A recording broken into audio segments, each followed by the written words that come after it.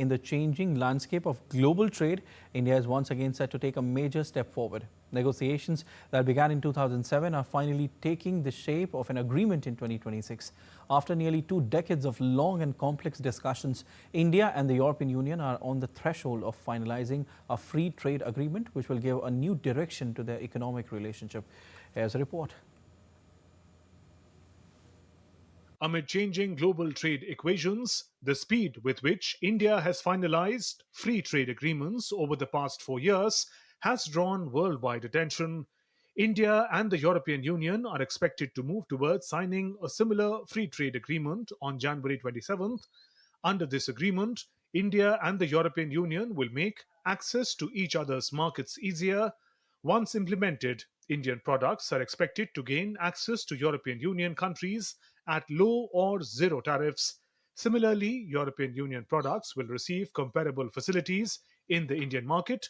The objective with which the foundation of this agreement was laid nearly 2 decades ago now appears close to realization.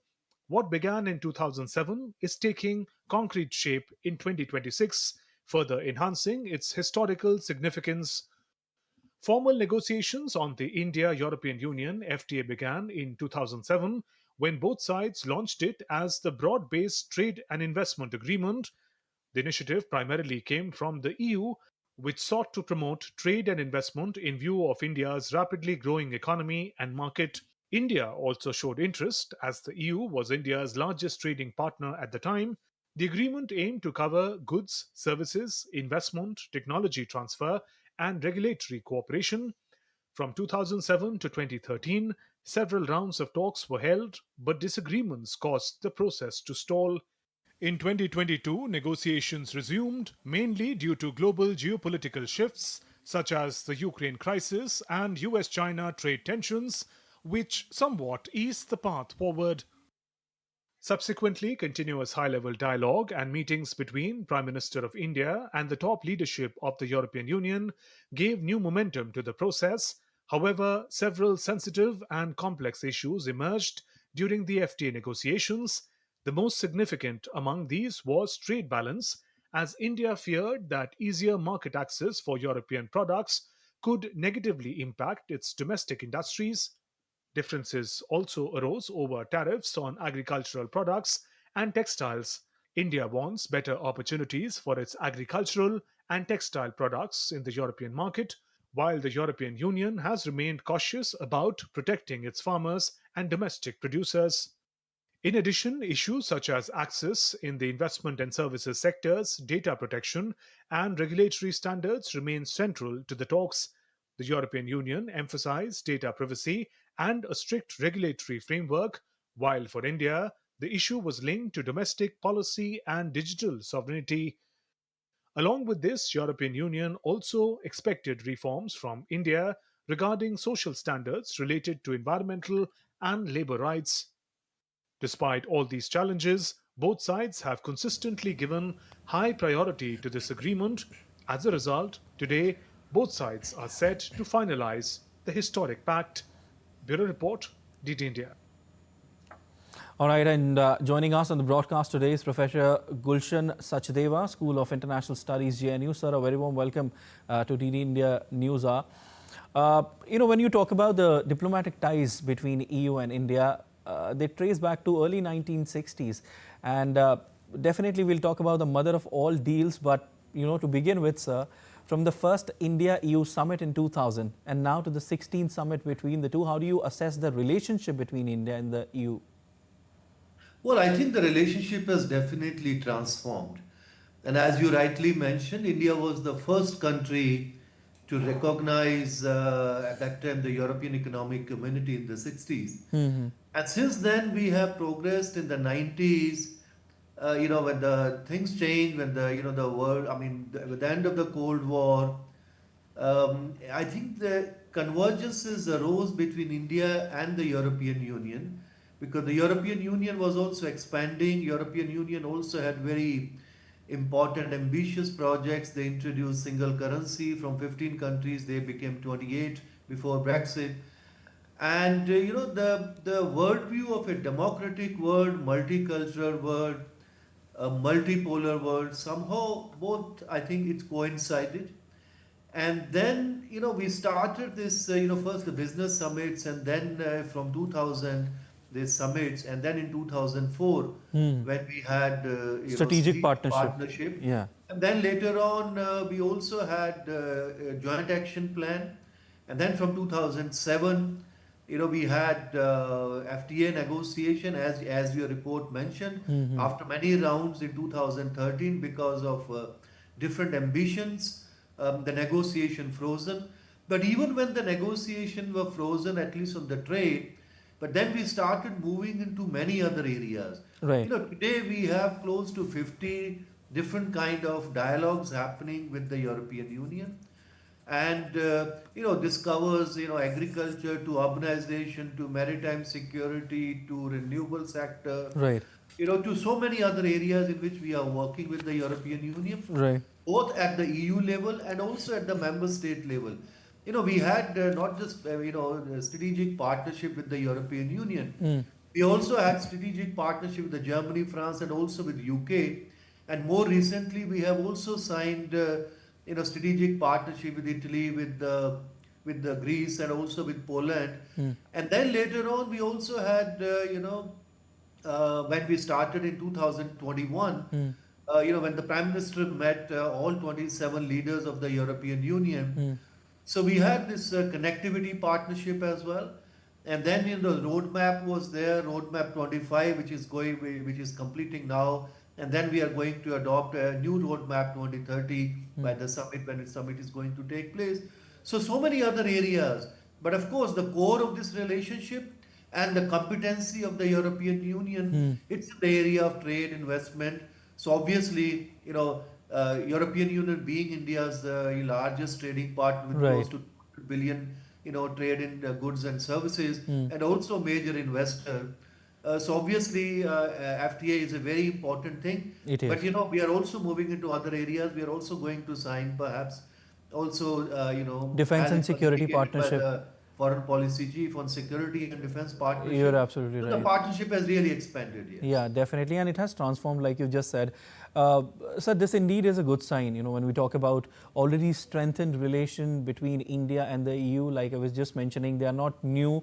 They trace back to early 1960s. Both are expected to hold talks on various domains. You also mentioned that there are different areas, with FTA between the two being called as the mother of all deals. Do you also agree to it, the mother of all deals? And if you do, sir, why? Well, mother of all deals, this was mentioned actually by our Commerce and Industry Yeah, Minister right. Piyush Goyal. Right. And this was also echoed by the European Commission President Ursula von der Leyen. Yeah. So it means mother of all deals. One is that, these are two large democracies, Right. two large economies. Indian economy may not be as big as the European Union, but still we have 1.4 billion people and very large middle class, one of the fastest growing large economy. So India has also clearly identified, and it's an ambition to become a Viksit Bharat developed economy by 2047. Yeah. That in the areas of trade, investment, technology, and in green transition. Mm-hmm. I think the European Union and its member states are really important partners. Mm-hmm. And similarly, from the European side, many things are happening. I mean, they have the problem in the transatlantic alliance. Mm. Similarly, Brexit happened, so Britain moved out, Yeah. and then in the Asia earlier they were quite focused on Chinese economy. They're still quite deeply engaged with the Chinese economy, but now they are becoming very cautious, suspicious about the way they do deals with China. So they are looking for alternative. European companies are looking for alternative. So I think many of those geopolitical factors and economic factors, and they have kind of converged, and that's what perhaps would lead to FTA signing. Looks like at least the conclusion of the FTA negotiations, and this signing will might benefit done. both the countries. And this is to some extent is also very very geopolitical, because as we have seen in the last few days, I mean, the tension between the United States and Europe. I mean, they were so very close allies, but because of the Greenland, a lot of things are happening. Yeah. And of course, with Russia, they have a very serious problems. And China, there are concerns. And we are also working very closely with them in the Indo-Pacific. They feel that India is a very important player in the Indo-Pacific, and they also came out with their own Indo-Pacific strategy, and many of the member states of the EU Right. also their own Indo. So there, and in fact, we are also not just working bilaterally. If the earlier roadmap also, and now also it has been clearly perhaps is going to be identified, and this was also identified with the India-EU connectivity partnership. We also have to work in other third countries or third areas together, Right. particularly development sector, in the renewable sector. Earlier we identified basically Central Asia, Africa, and the Indo-Pacific, and now even in the new strategy which came out a couple of months back, again, and the earlier strategy was 2018. The new strategy, again, the European Union have said that we can work in South Asia, Indo-Pacific, and in Right. Africa. So Right. there are so many areas in which I think convergences are taking place, Mm. and since And the certainly trade the and partnership economic. between the two is actually flourishing, like you just mentioning, with both India and the EU are also expected to sign security and defense partnership. According to you, how important would that be? And also, is it also sending a message to the global world, when the tariff threats are looming large in the global world? Well, obviously, this is going to send a message to everyone. Hmm.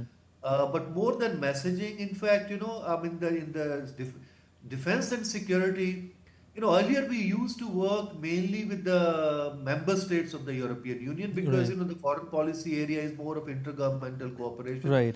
within the European Union. We had Hmm. a strong partnership, of course, with France, also earlier when the UK was part of this, and also with Germany and with other players. But now in the last 10, 15 years, there's a lot of coordination is happening on defense and security within the European Union. This we have seen actually in the case of Ukraine war Right. and also in the case of Greenland. In fact, you can see that there is of course, it's very difficult to come to easy consensus when you have 27 members, but still a lot of coordination is taking place. And I think the defense and security partnership, which is going to be, Hmm. they have clearly identified both sides three areas. One is maritime security, in which we have already been working for many years. Right. Second is about cyber defense. Now, in the cyber area, again, a lot of coordination is taking place within the European Union and also with other countries. Hmm. And then the third thing is also about the counter radicalization and counter terrorism. Hmm. So where I think there is already a lot of things are happening within the European Union Hmm. at the EU level, at the union level, Hmm. and then they can really work with us. And I think another area again, which has become very important between India and the EU, is migration and mobility. Since Yeah. a lot of things have happened at the EU level, but since migration is competencies are at the member state Hmm. level, so we have signed agreement on migration and mobility with Germany, with France, with Italy, with Denmark, and other countries. Hmm. So all these things are happening bilaterally, and also things which you can do with the union level. Well, I think this will be reflected during this meeting as well. definitely, and it's a very, very significant visit by the European leaders, and the partnership, which is already strengthened between India and EU, will flourish in future as well, with FTA and Defence and Security Pact on the table. Thank you so much, sir, for joining in on DD India News. Thank you.